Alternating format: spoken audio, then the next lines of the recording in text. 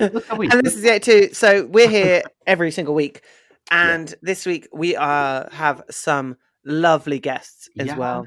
Yes. Now, as we know, the 802, we take you on the ride of your life between London and Liverpool. Mm-hmm. And this week we've got some brilliant guests from Liverpool. Yes. There is a festival you might have heard of. It's called Homotopia. And it is a Liverpool-based art and social justice organization making art interventions and participation that inspires and unites communities. So basically, every November, they present an annual festival of local, national, international LGBTQ arts and culture, which runs from the 29th of October to the 15th of November in my current hometown of Liverpool.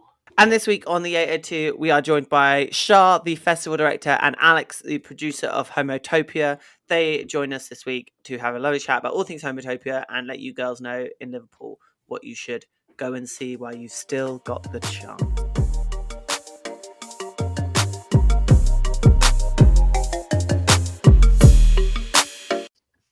And we're back and joined by Char and Alex from Homotopia. On board the 802, everyone is from Liverpool except me. I'm feeling very outnumbered. Char, Alex, welcome on board. How are you both?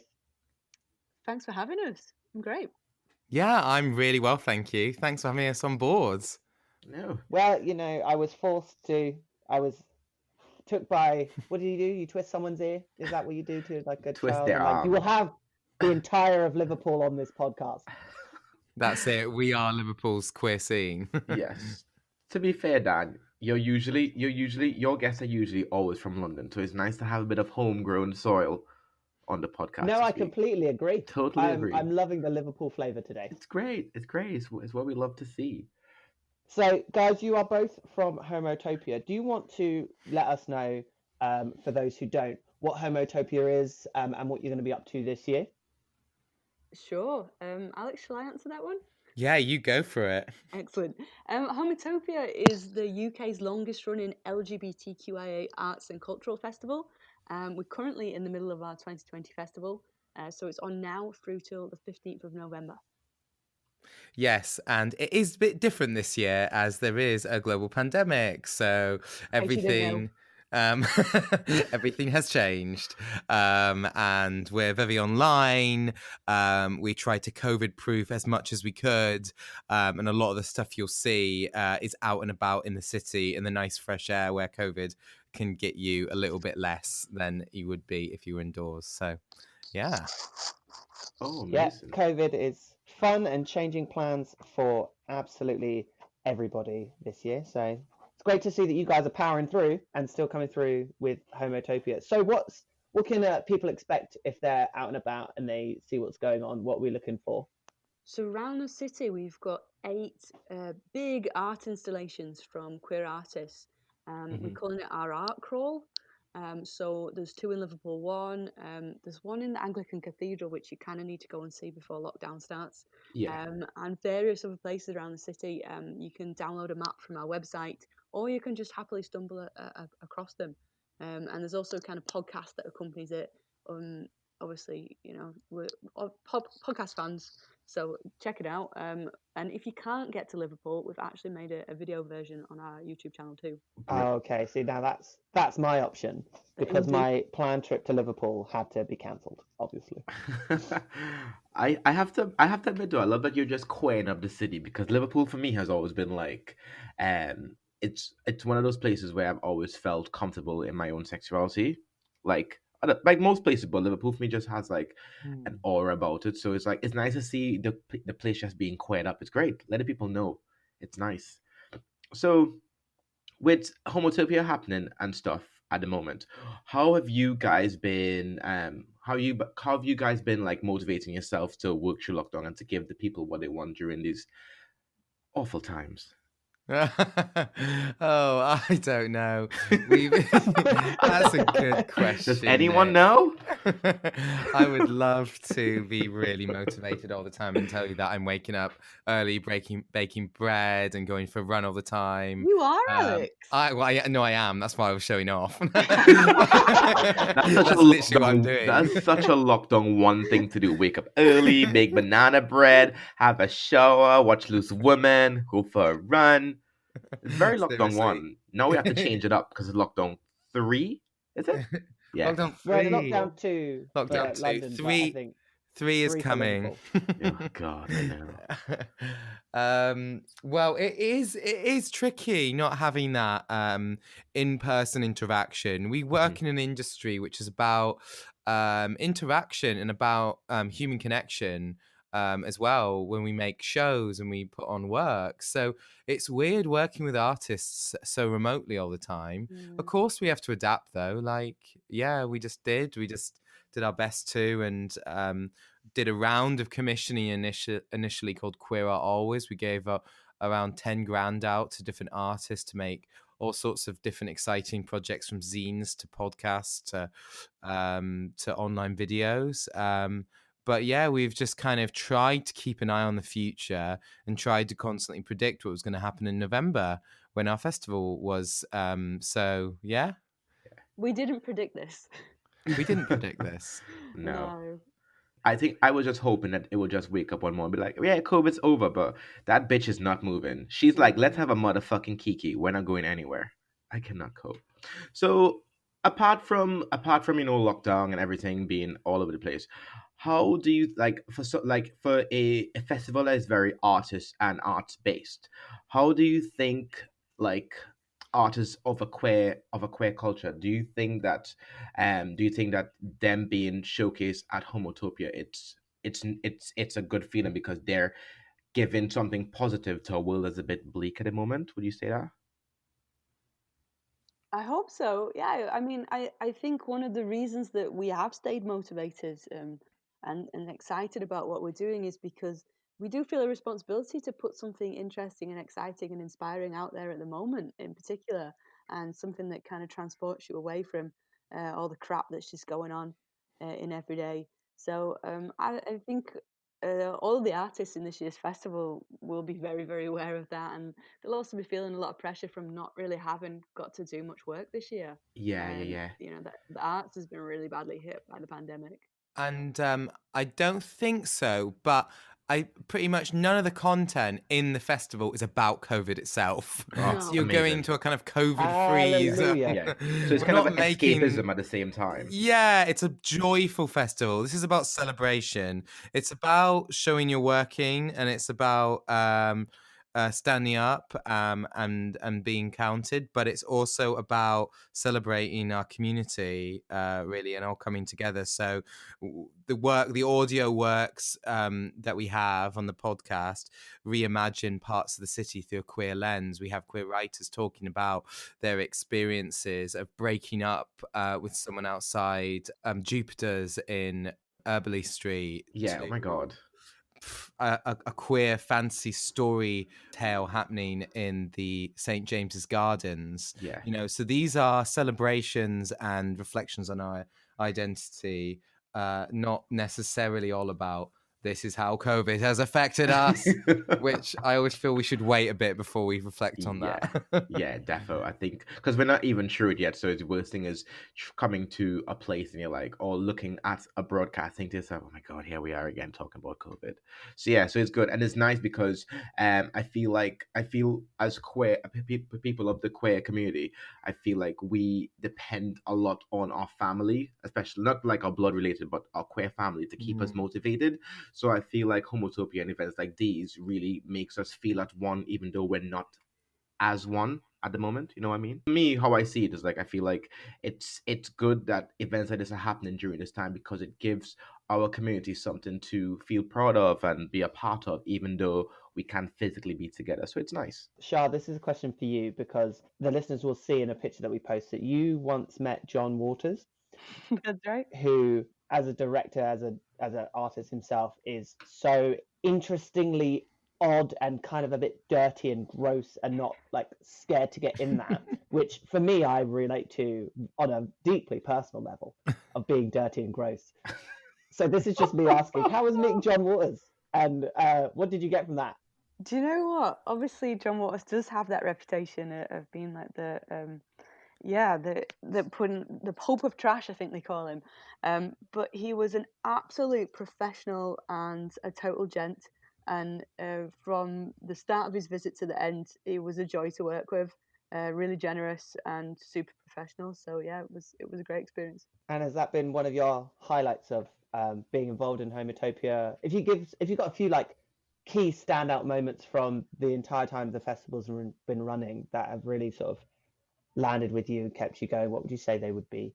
That's a really hard question. So this is my fourth festival this year, Mhm. and each one has actually been really different and felt quite different. So obviously, someone like John Waters is an international superstar, and it's exciting meeting a name, if you like.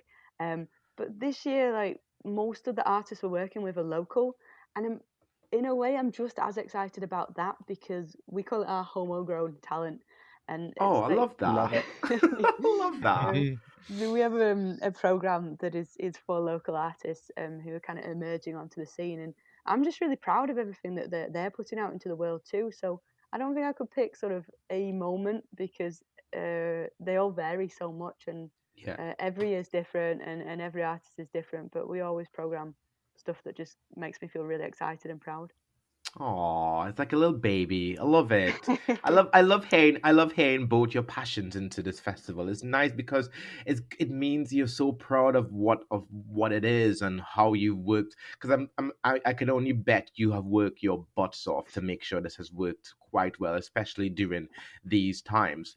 So to hear you talk about this, it just feels so good. And that homegrown thing, I'm here for it. I'm here for it. I fully stand. I'm here for the fantasy. By saying he's here for it, it means we're stealing it. Thank you for donating that to us. No, we're not. We're just gonna rent it out for like a day, like an Uber or something. So is there any piece or production from this year that I don't want to say favorite because I imagine there's been lots of hard work gone into every piece, but is there something that you would really recommend people go and find and see and engage with or listen to? Alex, you answer that. Oh, that's a difficult one. You can't ask Too me to pick hard. my favorite. I literally work with all the developing artists, so I can't now pick. You're my favorite. All right, give us I give us a selection. I specifically didn't say favorite. No, I You- know.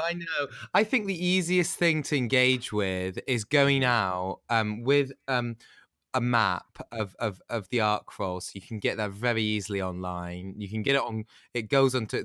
You can find it on Google Maps as well. The actual route of the arc crawl as well. I think we can post a link to that, can't we, Shah? Sure. um, and that's a really lovely way to initially engage with the work.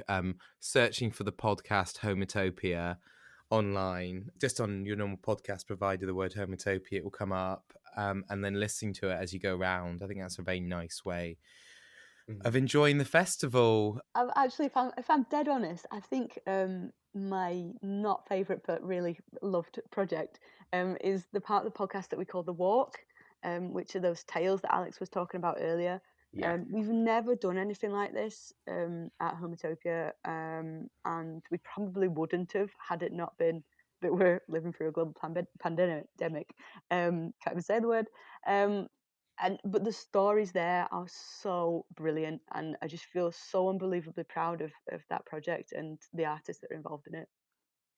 Yeah, it's really Yeah, fab. we'll definitely have to go and check that one out. Anything podcasting. Obviously, I know absolutely nothing about podcasting. Never been We have involved no in them. idea. We just But for one to start with, Homotopia is going to be the way to go, I think, done on that deal. one. So, what is your plans for Homotopia going forward? What should we expect on the horizon for you guys? Wow, what a question. We have lots of fun ideas for the future. We can't really tell you too much because we don't know that will yet. be a debut and we will be kicked. So no. We'll be back on the podcast to tell you more. We can always of feed you course. bits of information as we go. But yeah, we're planning big things. Awesome. Watch this space, watch homotopia.net in the next over the next year, and yeah, hopefully if we're out of this by November next year, which my gosh, I really hope we are. Oh God. Then yeah, watch the space.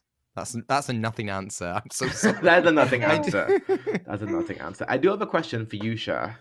Go on then. If you could be in any project that Homotopia is sharing with audiences, what would it be?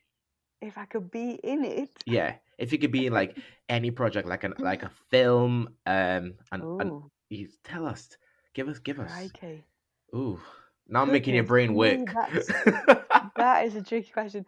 If I'm dead honest, Yeah. we go to cabaret nights, and Ooh. please check our socials when you listen to this, because we're sort of trying to work out exactly what's going on with it, because it was supposed to be a live event, Yeah. but something will still happen for sure. Yeah. So obviously I am a kind of behind the scenes person. I'm not a performer. I'm Yeah. a producer or a creator or a facilitator rather. Yeah.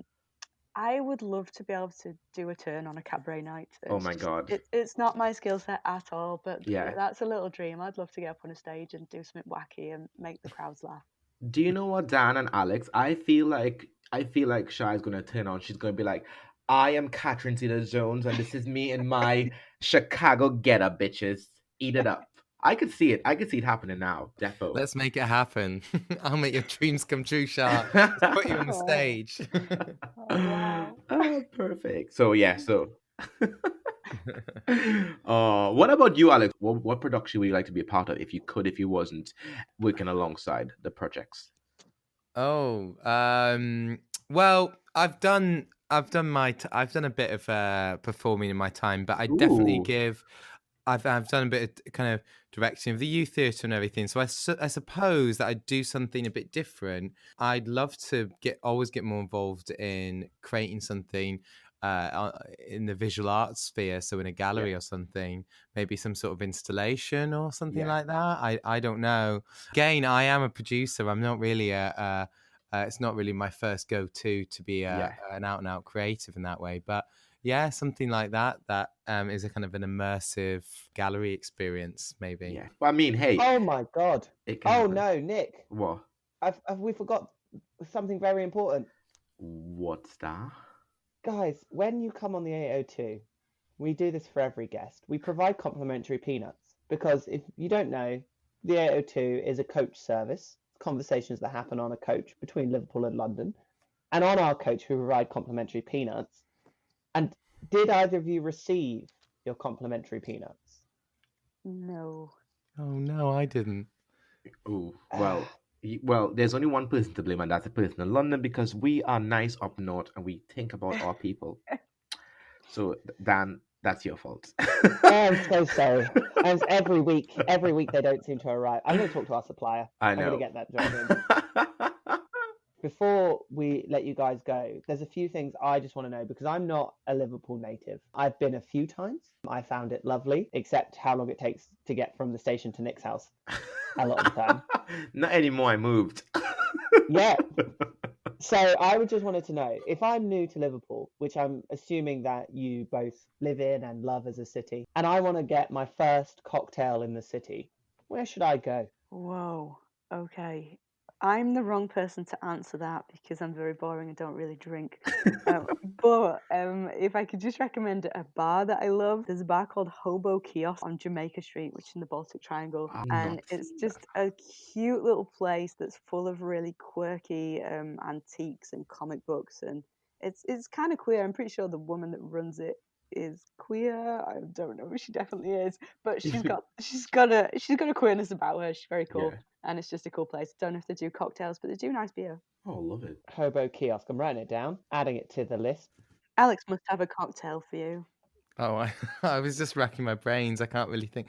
I don't really have cocktails. So I was just trying to think.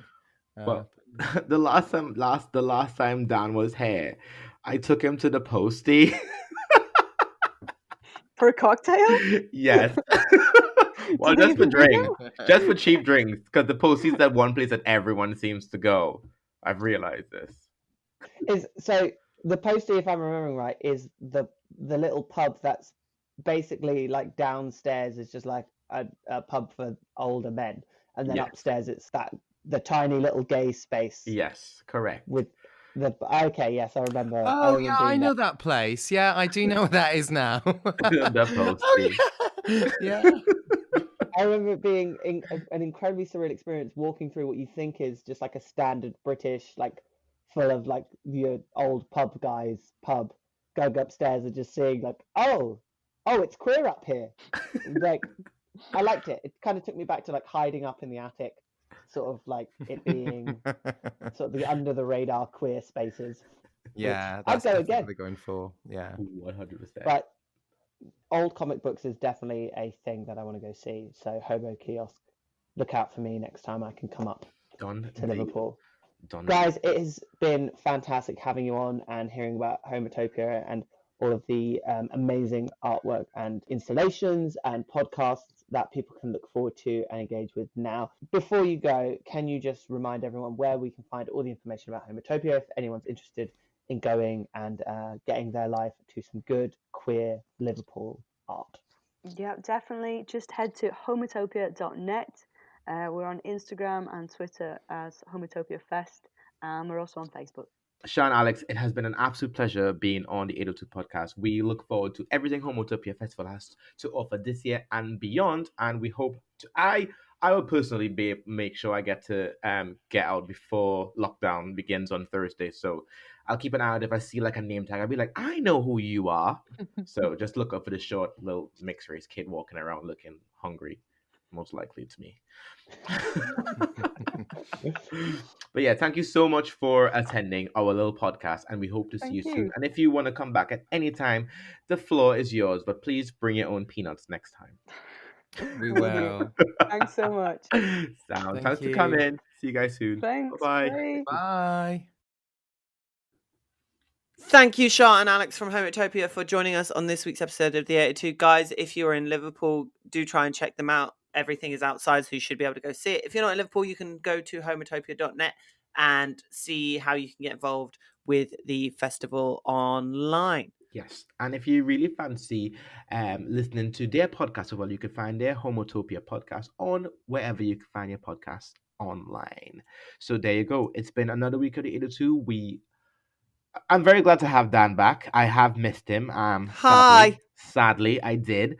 What a mess. But here you are. So we're just back and giving to you what you want. Daniel, tell the people where they can find your fit, fat ass. You And can that's find my capital P. sexy, bigger than it used to be behind at Dan James LDN on Instagram. And then if you don't want to look at pictures of me, you just want to hear my thoughts, you can go Dan James LDN on Twitter. It's very interesting to see the difference in my follow accounts on one and the other. Yeah. Everybody wants to look at me. Nobody wants to talk to me. Oh. And you can find me at I am Nick Charles on Twitter, and you can find me at nk.charles on Instagram. And if you have any questions for us, you can send me and Dan a DM, slide straight in. And if you really want to do it the old-fashioned way because you have nothing better to do on a fucking Wednesday, the 802podcast at gmail.com. So until then, this has been the 802. Dan and I are saying goodbye for now, but you can catch us on Friday on the back of the bus. And look out to Instagram and Twitter for details of the Clone Zone giveaway that should be up right now. Yes. So until then, keep safe, keep strong, and we'll get through this together because we did it before. We could do it again. See ya. Bye.